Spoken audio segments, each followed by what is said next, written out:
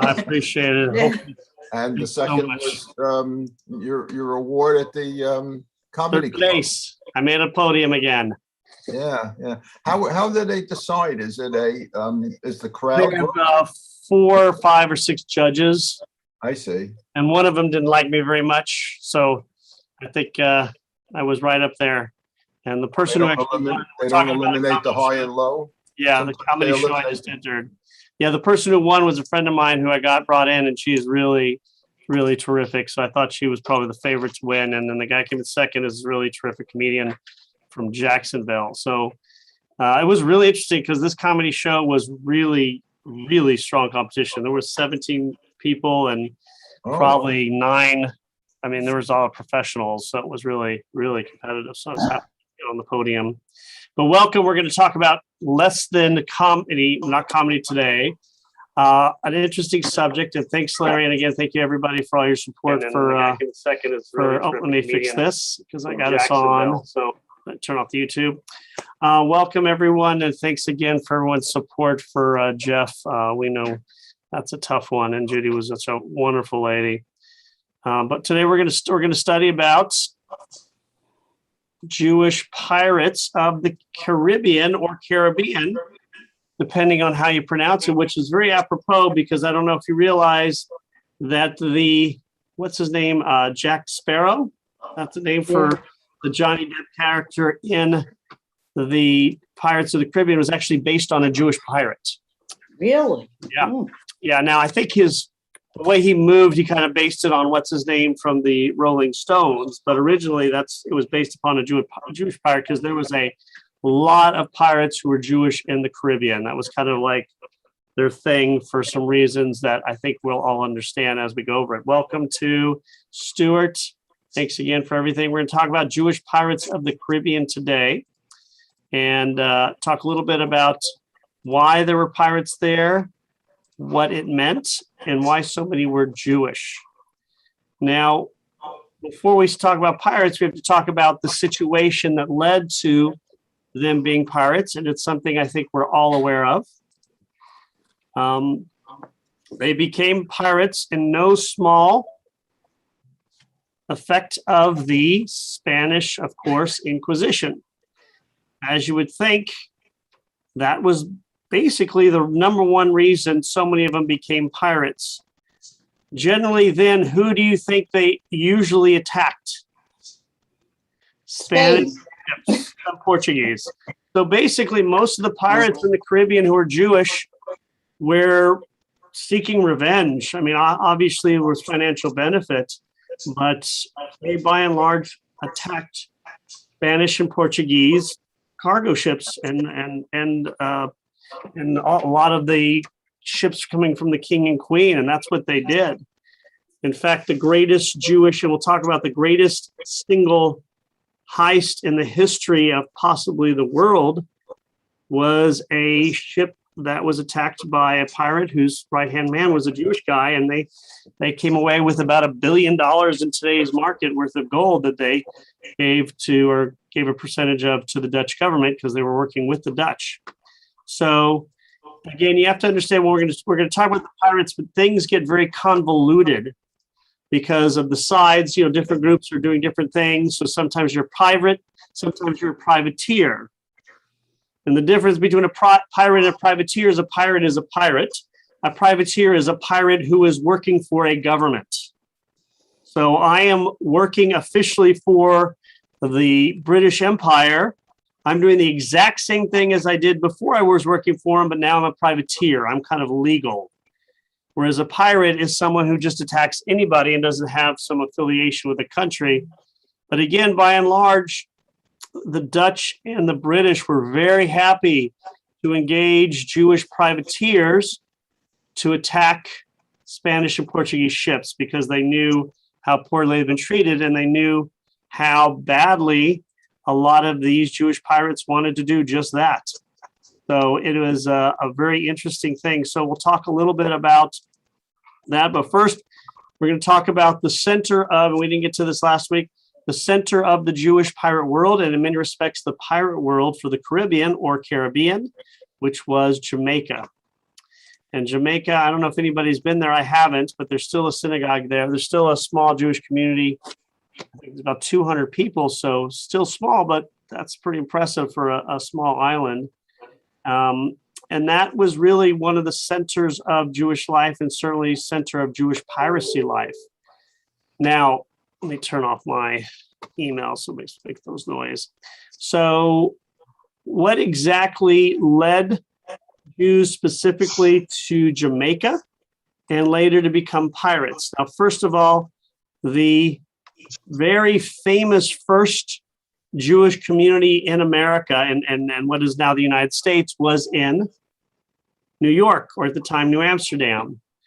Do you guys remember where those Jews came from? So basically, the Dutch lost Brazil to the Spanish. That's why they speak Portuguese in Brazil. And so all the Jews who were living there under Dutch rules were kicked out. And there was a large Jewish community in Recife, and some of them were going back, and some of them got attacked by pirates, ended up in New Amsterdam, and became the first Jewish synagogue in America. Well, that's a very famous story, 1654. What is less famous is some of those other ships ended up in the Caribbean after being kicked out of what is now Portuguese Brazil. And they ended up in the Caribbean and helped to found this area known as Jamaica. A lot of the people who went to Jamaica were Jews. Now we have to understand there's two types of Jews we're talking about, not Ashkenazic and Sephardic. We're talking about conversos and Jews. Conversos, or the Jews who were pretended to be Christian, mixed in with some Jews who did convert to Christianity. And so a lot of the people in these islands, especially Jamaica, were conversos. And so they were often very willing to work with Jews and hire Jews because they might be secretly Jewish or their grandparents were Jewish. And so there was up to several thousand Jews in Jamaica at one point, which is, you're talking 17th, 18th century, which is pretty impressive. That's more Jews than were in all of America. So, sorry, go ahead. I'm sorry. Did these conversos convert back when they were in Jamaica? I think there's a little, most of the time they stay Christian. But if you're a converso, let's say I'm a converso and I'm pretending to be Christian, there's a very high probability my children will actually be Christian. I see.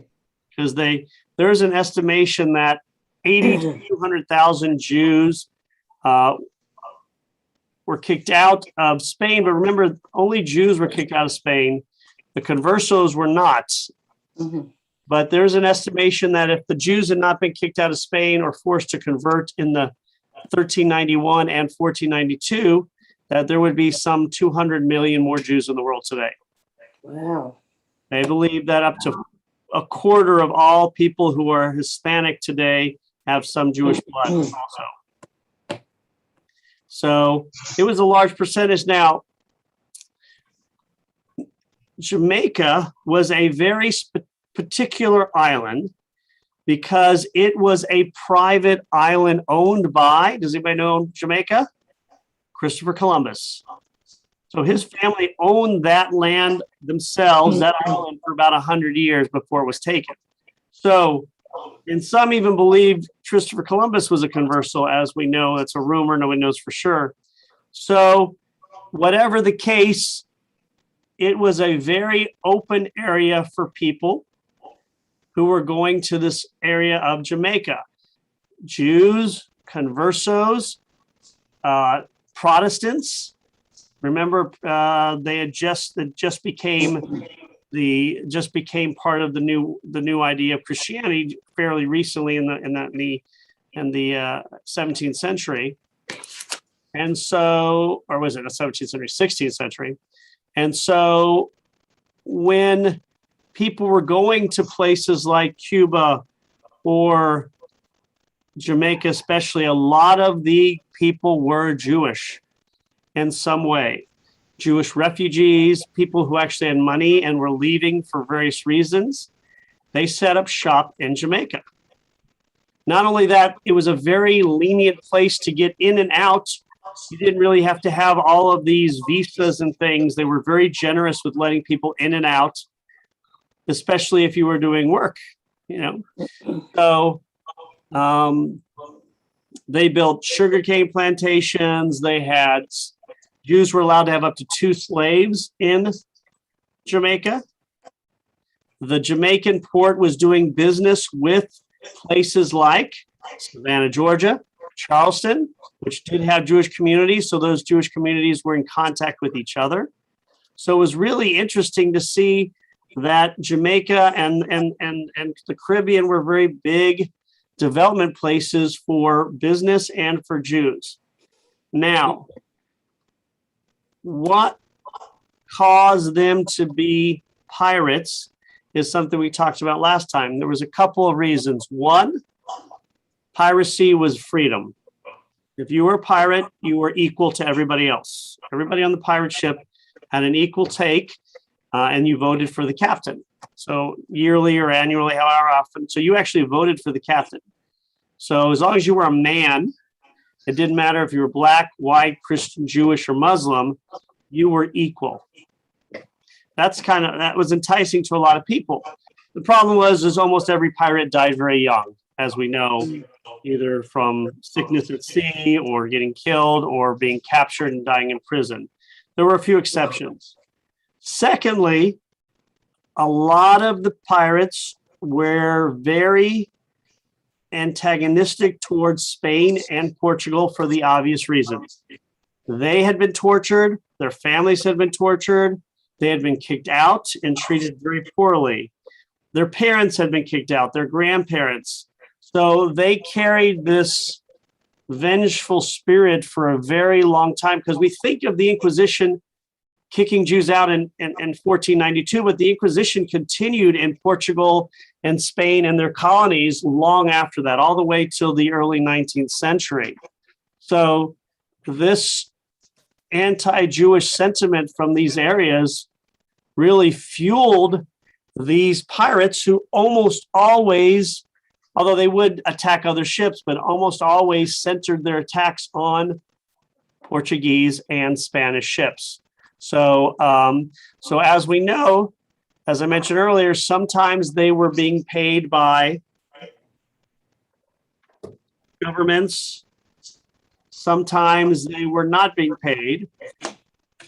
But whether they were privateers or they were actual pirates, this is what they did.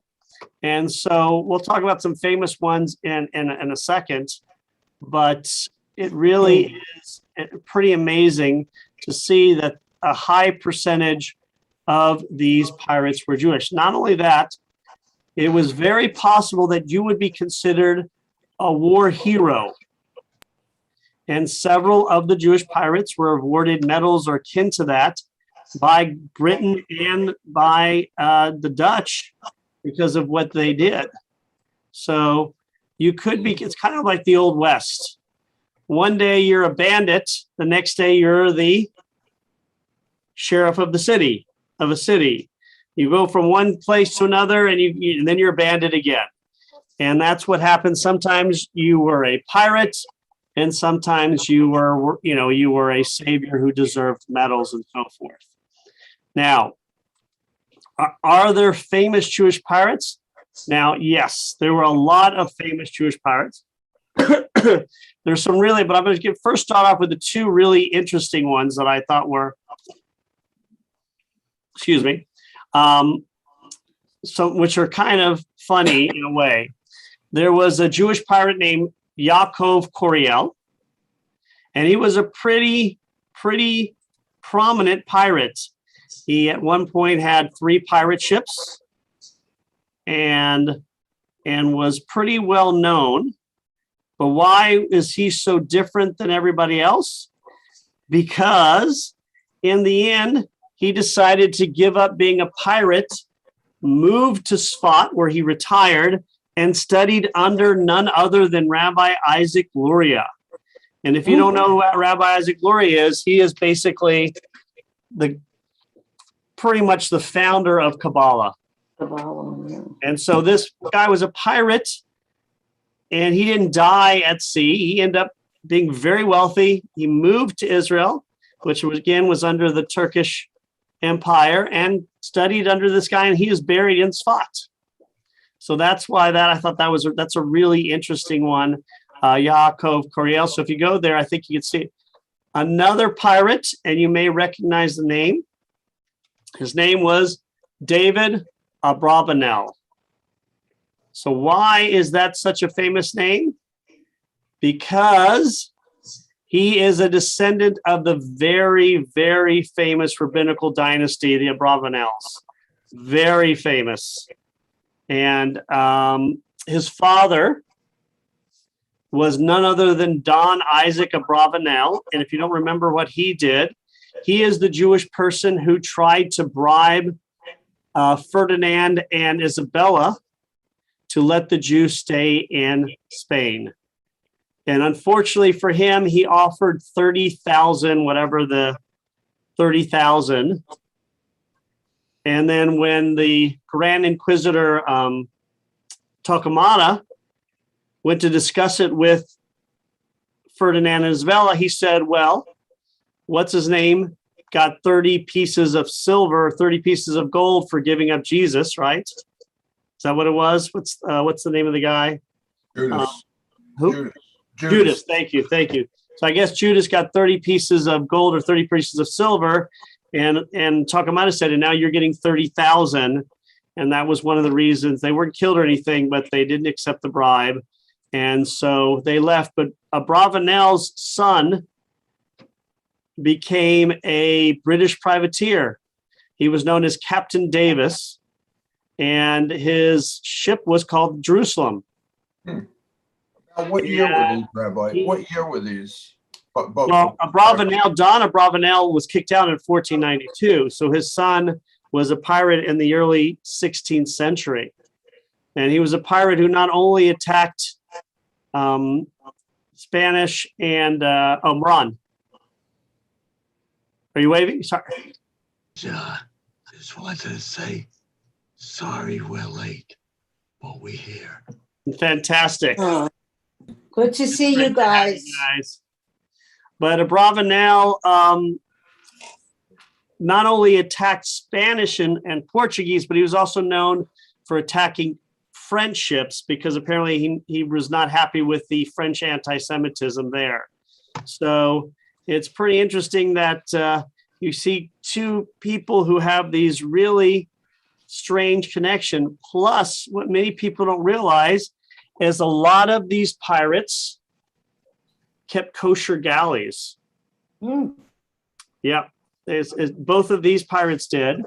So their galleys were kosher on whatever level, I'm not so sure. Larry.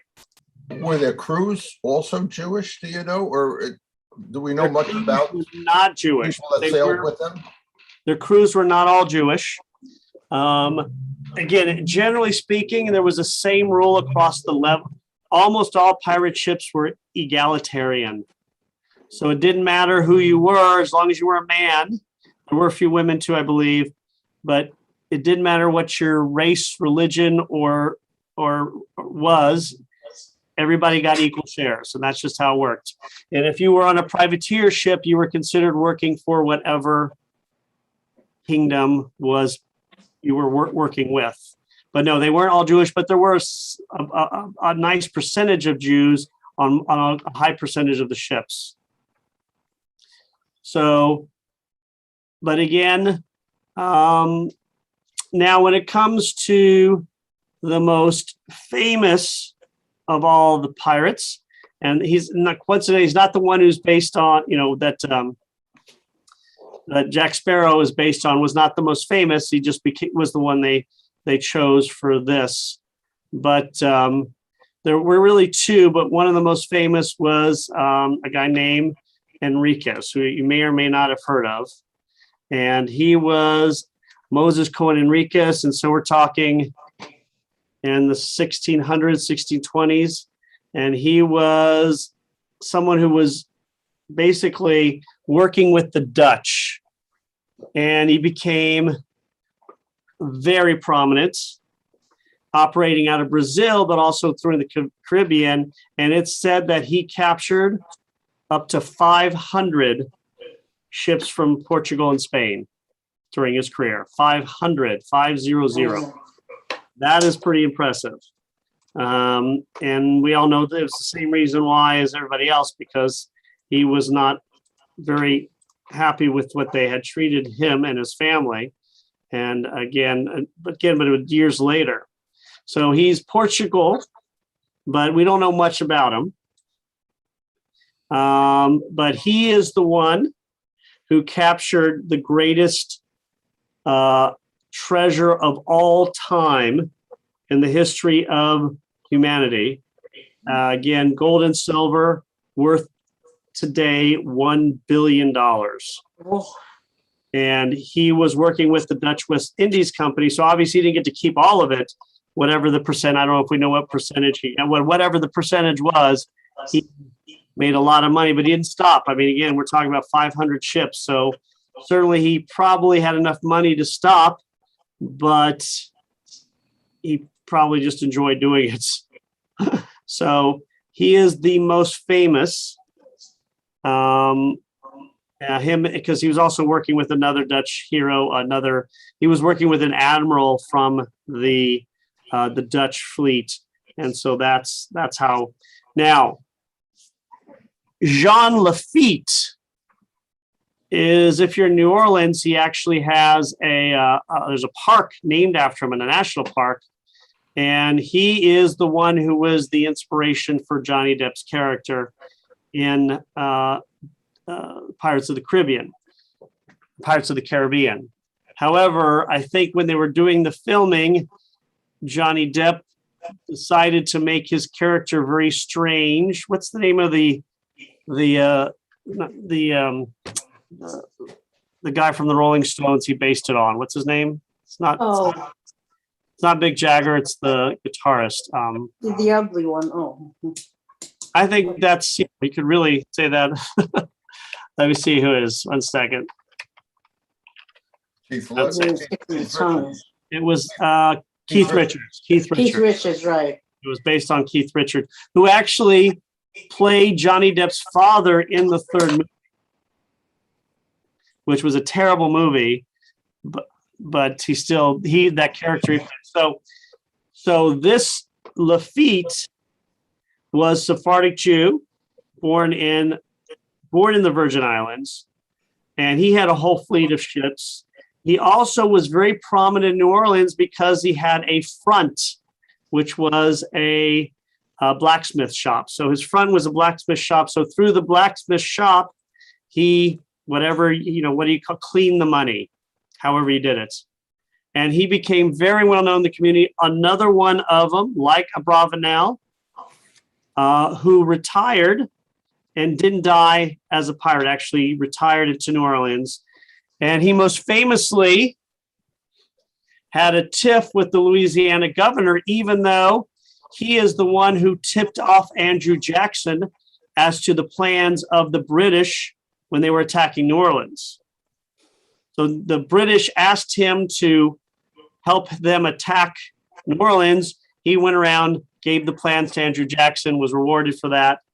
But the governor of Louisiana didn't like him. And so the governor placed a bounty on his head for $500. And so what did Lafitte do? He placed a bounty on the governor's head for $5,000. Both survived it. No one collected the bounties.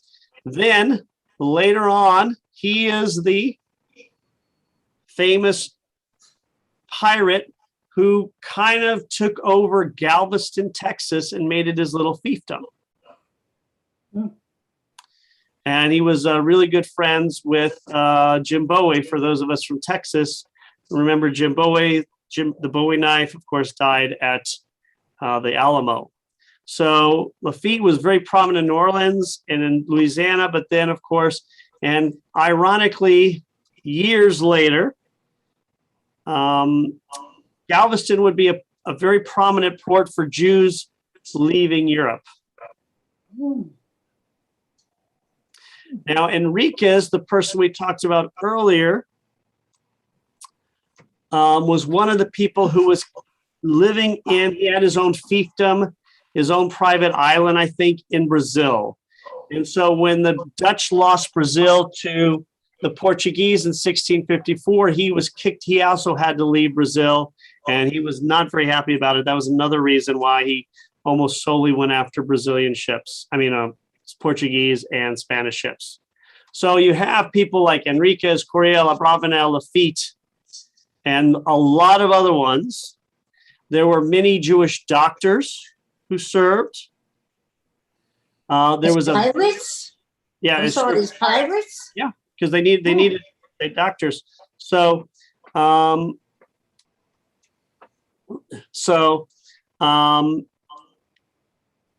Enriquez would also then serve a very famous pirate as the #1 advisor. His name was Henry Morgan. And Henry Morgan was knighted by none other than Charles II, who we all know who he is, for his connection to America. And he became part of this very impressive Henry Morgan privateers group, and then later pirates.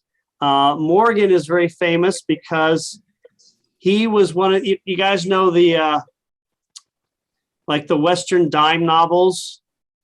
So let's say, you're writing novels in the 1870s about Wild Bill Hickok. So when you write the novels for people on the East Coast to read, you enliven what Bill Hickok had done. Bill Hickok was the most famous of all the cowboys during his lifetime. And so Henry Morgan was like that. He was very famous because all these writers would write all these things about him. And he was not happy about it because one particular made him to be a bloodthirsty person who is said, was written that he took Spanish and Portuguese clergy and tied them to the bow of the ship and would attack so that the Spanish and Portuguese would attack him because they feared killing these guys. He didn't think that was true. And so he got really upset about this, that he tried to stop this and threaten the person writing it. And they believe the person writing it was none other than the guy who wrote Robinson Crusoe. I thought that was another little interesting tidbit I found on that. So basically, pirating or privateering was considered wrong, but like the Wild West, for people not living, who were not being attacked by pirates, it was a romantic thing. And unbelievably so, it still continues to this day. I mean, this is something going back all the way to the very beginnings of America in the 15th century, and 500 years later, being a pirate is still something that we admire. I mean, it's like it's something cool to be. Not that I would actually want to be one, but you go and watch Errol Flynn or Johnny Depp as pirates, and it gets you excited, kind of like when I watch movies with Billy the Kid or Wyatt Earp. And so this was what now, Jamaica has tried for years, and a little successfully, to increase the Jewish tourism to Jamaica by promoting this history of Jews in Jamaica. And one of the things they've been doing is try to really bring this Jewish pirate theme to the forefront. So if you go to the cemetery, now Jamaica has one of the synagogues that has the sand floor, but if you go there, you will find that in the cemetery, there are Jews whose tombstones have the skull and crossbones. And there's debate, of course, the Jewish leaders, they say they were pirates, but there's debate as to whether this just meant they were dead or that they were pirates. So it's some of the earliest skull and crossbones on cemetery markers are there on Jewish markers in this cemetery in Jamaica. So any thoughts or questions? Rabbi, Yes. I wanted to, this Enriquez, when he got almost $1 billion, he had to give it to, tell me again, to the Dutch. Yeah, he split I the think Dutch. He got a Dutch percentage split. of it, but he's working with the Dutch. Was any money given to Jews? Well, I don't know if we have a Places? record of what he did. Again, he was Jewish. The money was given to those who were pirates. So some would be Jewish, some wouldn't. Did he donate money to the Jewish community? That is a good Right. question. I do not know.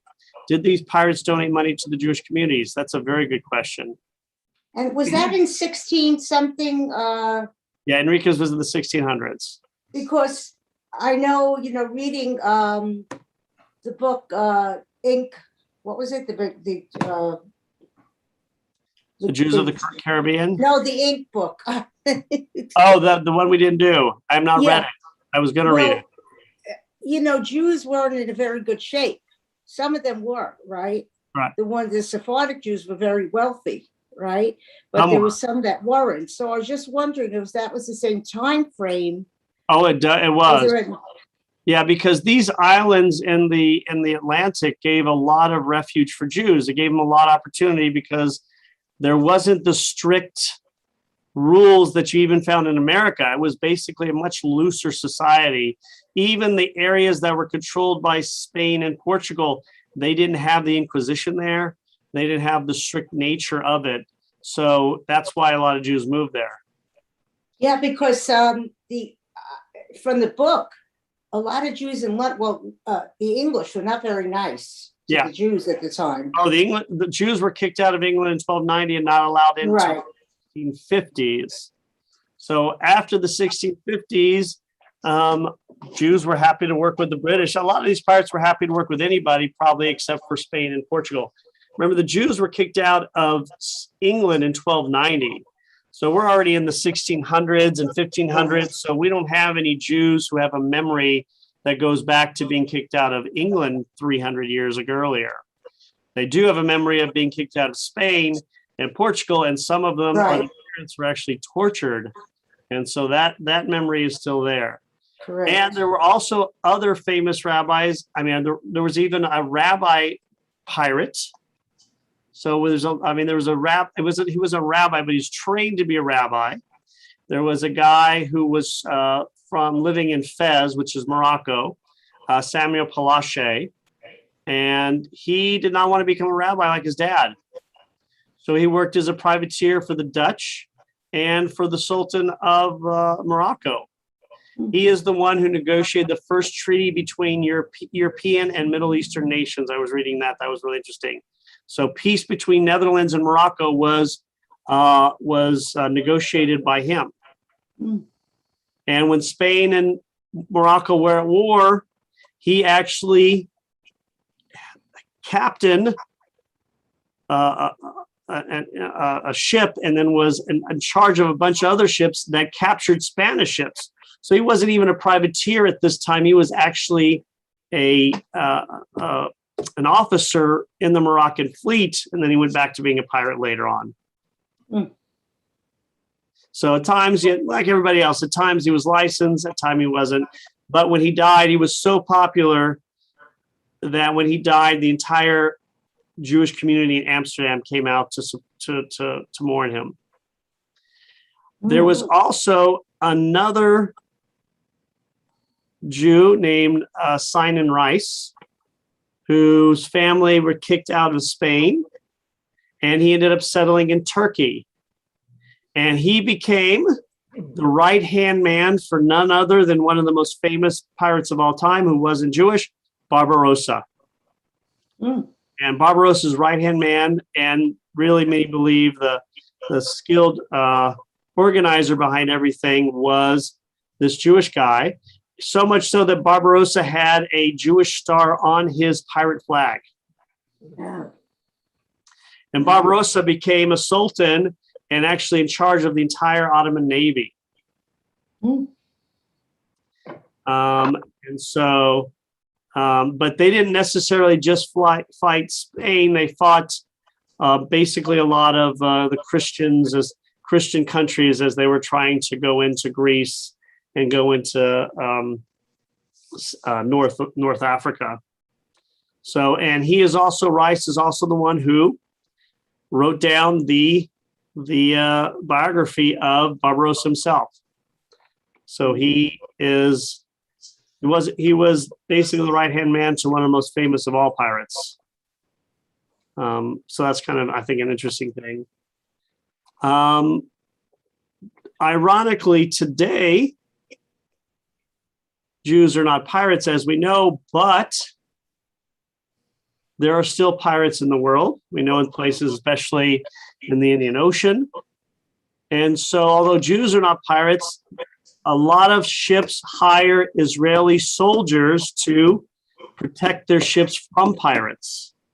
More than once, Israeli soldiers have kept pirates from taking over ships in Indian Ocean. So that's, I guess, another irony today. Weren't this in Sudan, the pirates, they're horrible people. Yeah, Did the the Somalians, Israelis yeah, help there's them? some, yeah. And that's a lot of time where they work is in the Indian Ocean. But it's like anybody else. I mean, when they hire Israeli soldiers because they're good and they're organized, and so I hope they pay them well as well. But it's still pretty well. I think it's often done these days. So it's kind of neat that we see a combination of all of the. Oh no. Yes. My experience is personal, and this is how I got interested in all of this. When I was teaching at Bel Air High School, which you're probably familiar with, I'm very which familiar. was prominently Jewish, and then a girl. Goes back years. There was a girl in there from Cuba, a Jewish blonde-headed girl from Cuba. And I was just startled. And I didn't, in those days, I didn't want to ask her too many questions.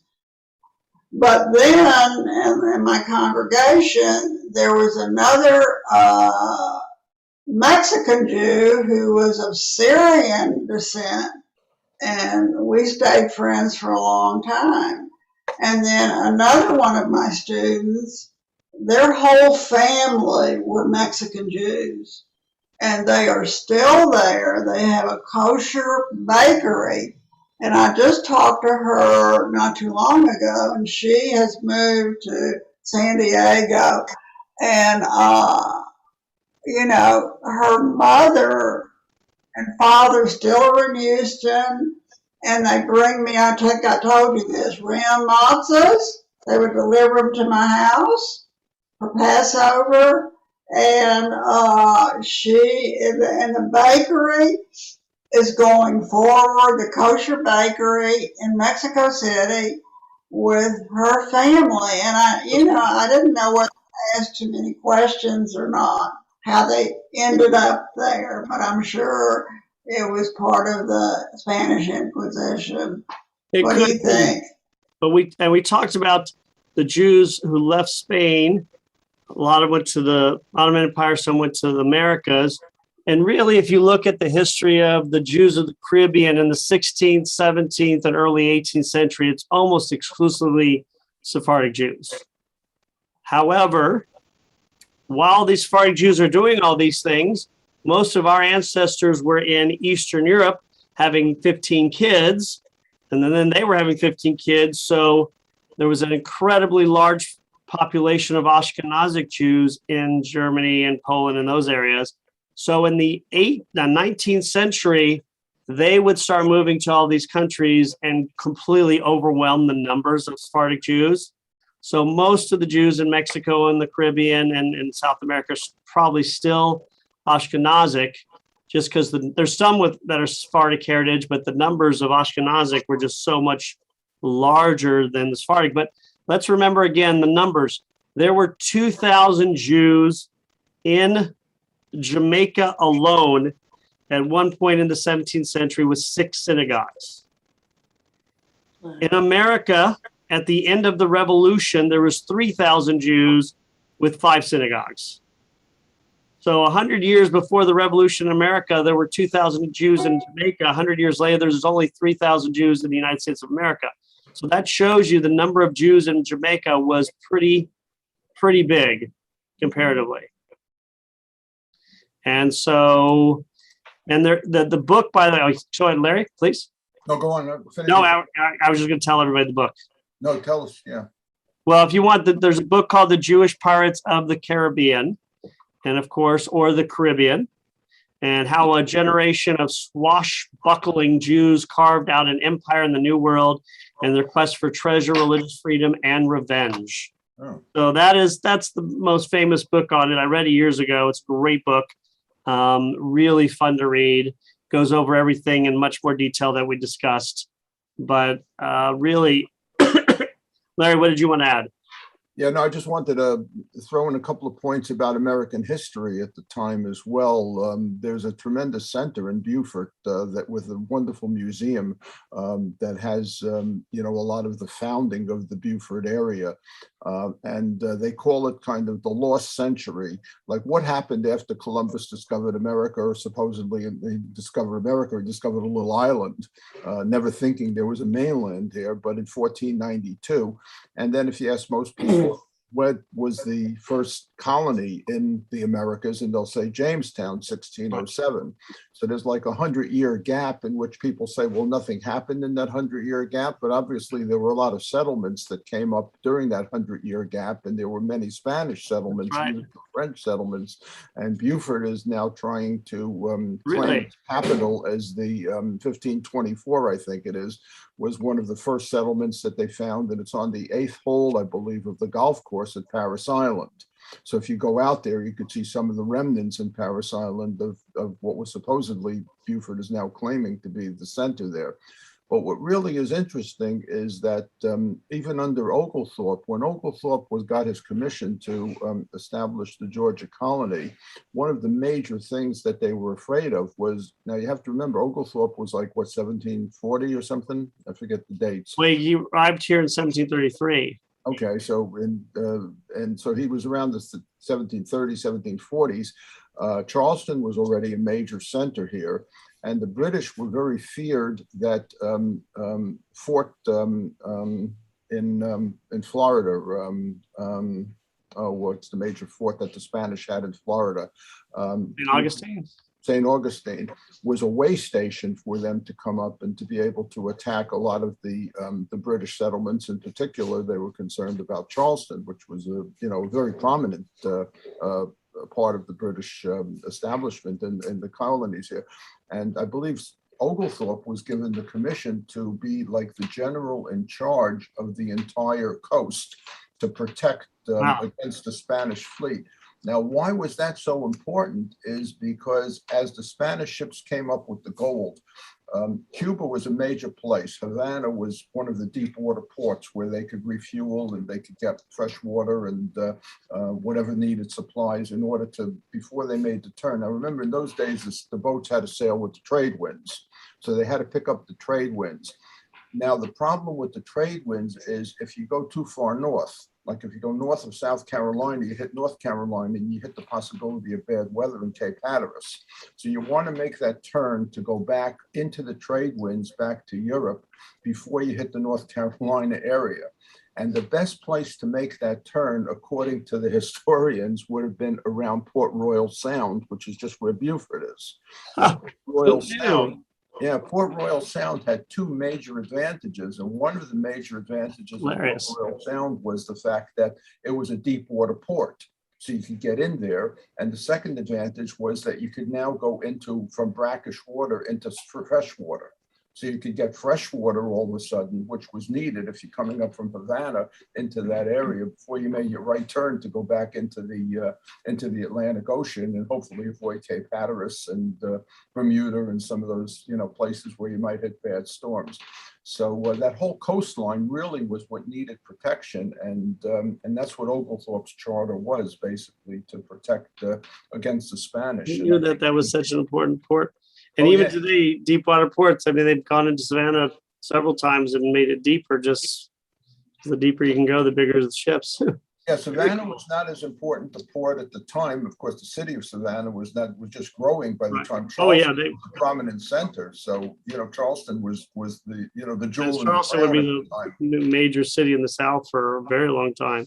And the other interesting part of American history is, the song that the Marines sing, From the Shores of Tripoli. Right. Well, why Tripoli? Because under Alexander Hamilton, who was Secretary of the Treasury, he established the United States Navy. And part of the United States Navy, he established a little group of Marines. And the Marines went to Tripoli because of the pirates that were in Tripoli that were harassing the American vessels and things like that. So when they sing The Shores of Tripoli, that's really a tribute to the first American Marines that fought the pirates off the African coast. They went all the way to Africa to fight the pirates. I don't know if any of them were Jewish pirates in Tripoli. That I'm not sure. I think most of them we've talked about, some were in out Asia, but most of them were in the Caribbean, where these pirates that really went against but there probably were. I mean, being a pirate was pretty similar around the world. It was a lot of equality, and there were Jews, of course, living in that area. But it's very interesting to see that the Jews being pirates probably ended most part in the early 19th century when it became against basically all the rings were broken up. No. How many and how did so many conversos get to New Mexico? How did they get there? I do not know why so many went there. Obviously, it was part of Mexico at some point, but that's something we could study. I'm not sure. I know became a haven for conversos, but I'm not sure why, or descendants of conversos. The Spanish were in Mexico already, and they were coming up in search of what was the 7 lost cities of gold. And they think that New Mexico, in that area, was probably one of the major places that they established. Yeah, because a lot of those people who I guess were still conversos, or maybe they went back to being Catholics, they still lit candles on Friday night, and they didn't know why. And I was there with my friend, and we were trying to get all the information we could. They just didn't know why. So obviously they converted but stayed Catholic, but then they brought some of the traditions with them, and they did some other things beside like candles on Friday night. It was really interesting. It is very interesting that kind of tradition continues in a family well beyond for hundreds and hundreds of years. Now we're going to go conclude here because I want to make sure we had talked about having a December Hanukkah thing on December 1st in somebody's home. Do we still want to do that? Is Wendy here? That's right. Wendy was. Thank you. I'll call Wendy and see if she can do it on. Yeah, because we would have to know from her. Right. Thank you. I'll give her a call. Yes. No. I can't get that here in Texas because I've missed 2 meetings where they were out in the backyard of somebody's house. We will make sure you're at. You were at the last. We've only had 2 meetings at people's homes, and the last one you were on with me. And I couldn't get them. So I don't know whether your technology we'll comes try out. Were you able to follow last week the whole time? Was I what? Able to follow last week when we talked about Jews of the Caribbean? Yes, I was here. Yeah. But it's when that was the second time we've done it. So I'll be able to see it and participate? Yeah. Okay, I don't want to feel like I'm left out because I'm from Texas. Definitely. I'm still a congregant. Yes, you are. Oh, We well. So I'm going to call or email Wendy to see if she wants to host it on December 1st. That seemed up from previously. Is that still a good time for everybody to do it? Yeah. Anytime is good. I just couldn't get it because I'll of send that taxes. And I'll send that note out and once we get set with Wendy. All right. Perfect. Okay. Thanks again, everybody. Any other questions or thoughts? Yeah, I had a quick one. Of course. Are you meeting I got next week, distracted Rabbi? by a phone call. Thank you. I mean, real quick, start. There's no class next week. Thanks, No Larry. class next Okay. week. Thank you. Okay. Okay, good. I was wondering if you had read anything about the guy who was alleged to be the best swordsman among all of the Jewish pirates. Really? Which one was that? I don't know if I read. Jack Hamoil. I was about to go look that up. Yeah, He was the best one. What? he was. Get the envelope. It's a brown envelope. Are you listening to me, Larry? It's a brown envelope and it has 2 newspaper articles and it has your name on it and it's probably at the temple. Okay, I'll Oh, see if I okay. can I find didn't it. realize it had my name on it. Okay, I'll If call I the find it, I'll temple. get it. Maybe Name on you it. can look for it, Rabbi, if you're at the temple there and Yeah, we'll see if we can. see if you can find the envelope. Yeah, okay. Yeah, but it's got 2 articles and I couldn't email them. I wanted you to have them from the newspaper. Okay, thank you. Maybe Thank you we'll for get doing those. that. All right, guys, it is a pleasure as always. Stay safe. Rob, add something. I just want to tell you that the veteran service was a wonderful Saturday service. Thanks, and we It missed you. was. And Matthew spoke beautifully. It was really good. Rabbi, Thanks, just one other thing. Since he mentioned the veteran service, after the service, Jane and I were sitting at a table, and the fellow there, and I don't remember his name, but he was one of the veterans that spoke. He apparently said that he is a relative of the Pickneys.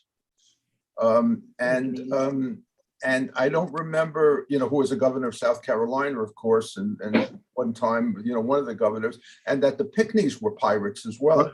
Oh, really? And I asked him, I said, well, maybe you want to join us for Wednesday's meeting. And I told him about the meeting. Apparently he didn't come on, but things like that. And I don't remember who he was, but he was one of the, the 4 or 5 or 6 speakers that you had come up that, Right, that It gave was Jeff Caffey. It was. it wouldn't have been Jeff. I would have known him. Jeff, was it He Alan? wasn't the one that wore the cowboy hat, but he was sitting at the same Give me table. 1 second. I can find that real quick.